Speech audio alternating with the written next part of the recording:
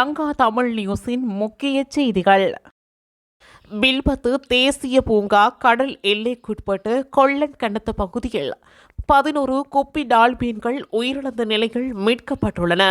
முள்ளிக்குளம் தள பாதுகாப்பு அலுவலகத்திற்கு கிடைத்த தகவலுக்கு அமைய அப்பகுதிக்கு சென்று வனவிலங்கு திணைக்கள அதிகாரிகள் இறந்த டால்பீன்களை மீட்டு பரிசோதனை செய்துள்ளனர்.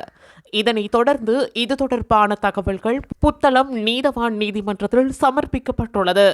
அனுராதபுரம் வனவிலங்கு கால்நடை வைத்திய அலுவலக அதிகாரிகள் உயிரிழந்த டால்பீன்கள் வலையில் சிக்கியதால் அவை இறந்ததாக ஊகிப்பதாக கூறியுள்ளனர்.